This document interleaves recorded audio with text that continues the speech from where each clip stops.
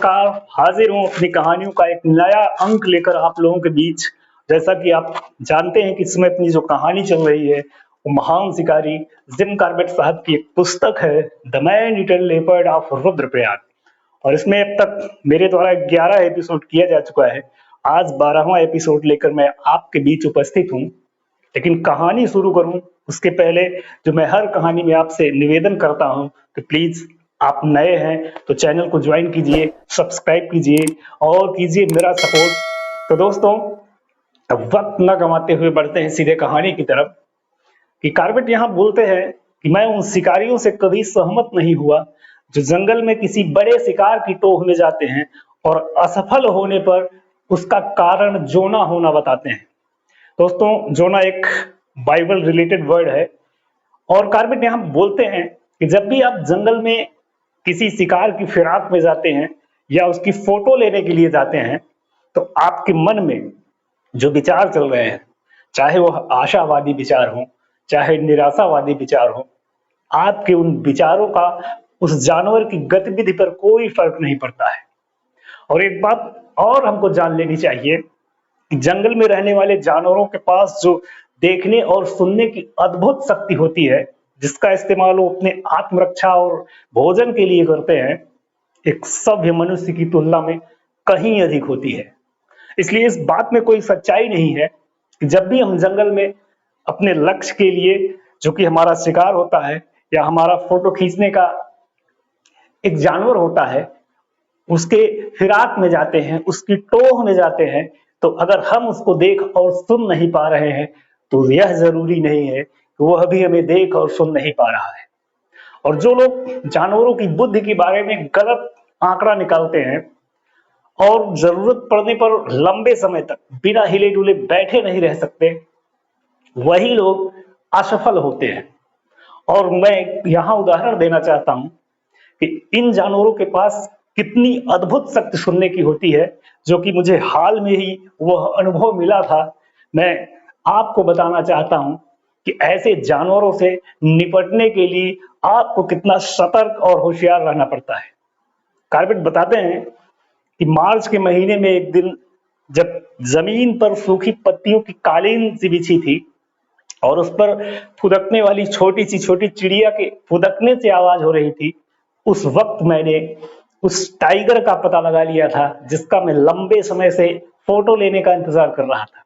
और मैंने यह पता लंगूरों के एक दल की गतिविधि से लगाया जो उसी तरफ से आ रहे थे जहां की मुझे उस टाइगर के होने का शक था।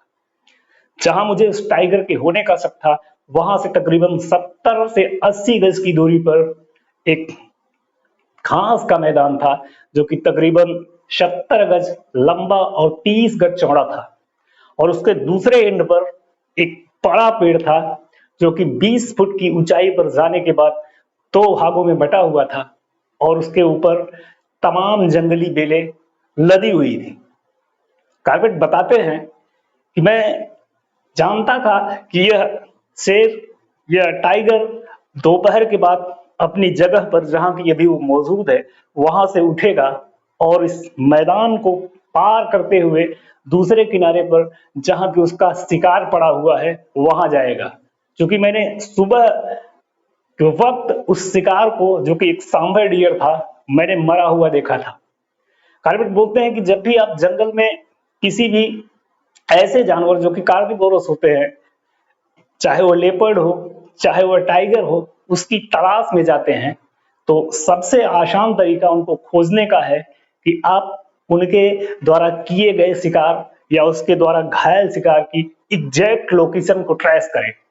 और ऐसा करने के लिए आपको जंगल में रहने वाले पशु पक्षियों की मदद लेनी चाहिए। और मैं मानता हूं कि एक कुशल शिकारी बहुत ही धैर्य के साथ उन पशु पक्षियों की मदद लेता है और सफल भी होता है। लेकिन मैं जिस टाइगर का फोटो लेना चाहता था वह किसी भी तरह से घायल या चोटिल नहीं था। मैं चाहता तो आसानी से उस झाड़ी में जहां मुझे इसके होने का शक था जाता और उसको डिस्टर्ब करता, जो कि मेरे और उसके दोनों के लिए घातक होता और मेरा बना बनाया काम भी बिगड़ जाता। तो ऐसी स्थिति में मैंने लंगूरों से उसकी एग्जैक्ट लोकेशन को ट्रेस किया और मेरा काम भी आराम से हो गया। कार्बेट बताते हैं कि मैं इसके बाद उस पेड़ की तरफ अपने कदम धीरे धीरे बढ़ाता हूँ ताकि कहीं कोई आहट न हो। अगर वो वहां उपस्थित है तो उसको मेरे होने का आभास न हो। मैं उस पेड़ के पास पहुंचता हूँ और पहुंचने के बाद बहुत ही सावधानी और सतर्कता के साथ कि उस पेड़ियां न हिले, नहीं तो अगर कहीं से भी उसको मेरे होने का आहट हो गया तो फिर मेरा बना बनाया काम बिगड़ सकता है। और मैं आराम से ऊपर पहुंचकर एक सुरक्षित जगह पर पोजीशन बनाकर बैठ गया और अपने सामने की पत्तियों को हटाकर कि जहां से मैं अपने कैमरे से उसकी फोटो ले सकूं, एक व्यवस्थित जगह बना दिया। और फिर मैंने अपना 16 mm का सिने कैमरा बाहर निकाला और मुझे जब वहां बैठे तकरीबन 1 घंटे से ऊपर हो गया था, तभी मेरे दिमाग में ये आया कि मैं वहां का दाहिने और बाएं जो भी जंगल थे उसका मुआयना कर लूं। और मैंने अपनी नजर बाएं से दाएं की तरफ जैसे ही घुमाई, मैंने देखा कि मेरे सामने कुछ ही दूरी पर एक सफेद वस्तु जो कि तकरीबन 1 से 2 वर्क इंच लंबाई की थी, मेरी निगाह उस पर पड़ती है। और मेरी निगाह जब उस पर पड़ती है तो मैं अपनी नजरों को वहीं टिका देता हूँ। लेकिन मैंने देखा कि वह वस्तु जो कि सफेद रंग की थी वो काफी देर तक स्थिर थी। कार्बेट बोलते हैं कि काफी देर बैठने के बाद मैंने देखा कि वह टाइगर उस जगह से उठता है और उठने के बाद तकरीबन 10 से 20 गज की दूरी तय करता है और फिर उस स्थान पर वह रुक जाता है। और रुकने के बाद उसने अपनी नजर एक बार दाहिने एक बार बाएं घुमाई, शायद उसको वहीं से कुछ आहट हुई थी और फिर वहीं वो आराम से लेट जाता है। तकरीबन आधा घंटा लेटे रहने के बाद वह फिर से उठता है और उठने के बाद अपने शरीर को तानता है और अंगड़ाइयां लेता है और फिर एक बार दाहिने और बाएं नजर घुमाकर दौड़ाता है। और जब उसे पूर्ण रूप से यह विश्वास हो जाता है कि कहीं कोई खतरा नहीं है तो फिर वह अपने कदम आगे बढ़ाता है और मेरे पेड़ के नीचे से होते हुए अपने शिकार की तरफ जाता है। तो अब कार्बेट बोलते हैं कि मैंने कई बार जंगलों में देखा है कि लोग शिकार के लिए मचान बनाते हैं और मचान बनाते वक्त वो पेड़ों की टहनियों को काटते हैं ताकि दूर तक दिखाई दे। और फिर ये सब करते वक्त वो शोर और बातचीत भी करते हैं और नतीजा उसका यह होता है कि जब मचान बनकर तैयार होता है और उस पर शिकारी बैठकर उसका इंतजार कर रहा होता है तो घंटों और कई दिन बीत जाने के बाद जब वह शिकार उस शिकारी के पास नहीं आता है तो वो असफल होते हैं और इसका कारण वो जोना होना बताते हैं।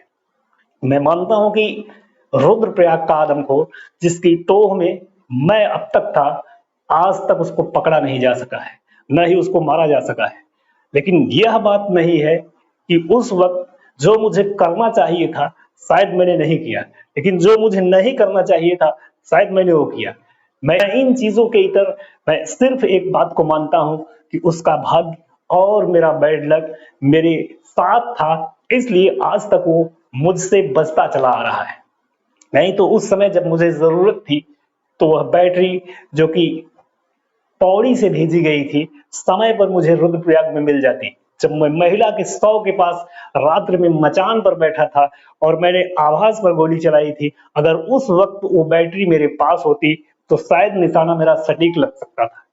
और उसके बाद जब मैं और आई बटसन एक पेड़ पर एक मचान पर बैठे थे और वह आदमखोर मेरे मचान के नीचे से गुजर रहा था, तभी आई बटसन एक मुद्रा में बैठे रहने के कारण उनकी नसों में खिंचाव हो गया था और उन्होंने अपनी जैसे ही पोजीशन बदली वह मचान से आवाज आई और वह आदमखोर वहां से भी निकल गया। हम लोगों ने साइनाइड जहर का भी इस्तेमाल किया और जहर को खाने से वह उसका आदती बन गया और साथ ही साथ ओवरडोज के कारण साइनाइड का प्रभाव भी कम हो गया। मैंने गन ट्रैप और गिन ट्रैप दोनों का इस्तेमाल उस 70 वर्षीय महिला के 100 के पास किया, लेकिन दुर्भाग्य मेरा और सौभाग्य उसका कि रुद्रप्रयाग से आते वक्त वो गिन ट्रैप जो मेरा था वो गिर गया था, जिसका एक दांत वहां से निकल गया था और उसी टूटे हुए दांत से जब फंसने के बाद जिसको तकरीबन 10 गज दूर तक घसीट कर वो पिंजरा ले गया था, वहां से भी वो बच निकला। कार्बेट बोलते हैं कि अब आइबर्टसन पौड़ी चले गए थे, लेकिन जो उम्मीदें मुझे उस दिन थी जब मैं रुद्रप्रयाग आया था, तो उससे अधिक उम्मीद मुझे अब और आज है। क्योंकि जब मैं रुद्रप्रयाग पहली बार आया था, तो मुझे उस जानवर के बारे में और उसकी आदतों के बारे में, उसके व्यवहार के बारे में अब पूरी तरीके से पता नहीं था। लेकिन आज मैं उसकी हर आदत को, उसके हर व्यवहार को बखूबी जान गया हूं। इसलिए मुझे उम्मीद है कि बहुत जल्द ही मैं उसका शिकार कर पाऊंगा। लेकिन हाँ, एक चीज जो मुझे बार बार खटकती है और आत्म विश्लेषण को मजबूर करती है, वह थी यह कि क्या इस बात को अलकनंदा के एक किनारे तक ही रोके रहना उचित था। जब कभी मैं इस पर गौर करता, मुझे यह ठीक नहीं लगता कि अलकनंदा के बाएं किनारे के लोगों पर हमले होते रहे, जबकि दाएं किनारे के लोग इस खतरे से मुक्त रहे। हमारे रुद्रप्रयाग पहुंचने से 2 दिन पहले मृत एक बालक को मिलाकर हाल में अलकनंदा के बाएं किनारे 3 लोगों को अपनी जान गंवानी पड़ी थी, और ऐसा ही आगे भी हो सकता था। लेकिन पुलों का रास्ता खोलकर मेरी परेशानियां, जो पहले ही कम नहीं थी, सैकड़ों गुना बढ़ सकती थी। जबकि इससे कुल मिलाकर गढ़वाल के लोगों को कोई लाभ नहीं होने वाला था, क्योंकि दाएं किनारे के लोगों की जान जैसी अमूल्य थी, वैसे ही बाएं किनारे के लोगों की। इसलिए मैंने उदासीनता के साथ पुल का रास्ता बंद रहने दिया, और इस मामले में मुझे अलकनंदा के बाएं किनारे के लोगों का धन्यवाद करना होगा, जिन्होंने यह जानते हुए कि पुल का रास्ता बंद कर देने का मतलब था खतरनाक आदमखोर की गतिविधियों को उनके क्षेत्र तक सीमित रखना। पुल पर रखे अवरोधों को मैंने न तो खुद हटाया और न ही किसी ने मुझको इसको हटाने की सिफारिश की। लेकिन पुलों को बंद रखने का निर्णय लेने के बाद मैंने इस खतरे से आगाह करने के लिए गांव में एक आदमी भेजा, और खुद भी समय पर और अपनी क्षमता के मुताबिक जितना मैं ज्यादा से ज्यादा चल सकता था, जितनी ज्यादा से ज्यादा पहुंच अपनी गांव में कर सकता था, लोगों तक यह संदेश पहुंचाने का भरसक प्रयास किया।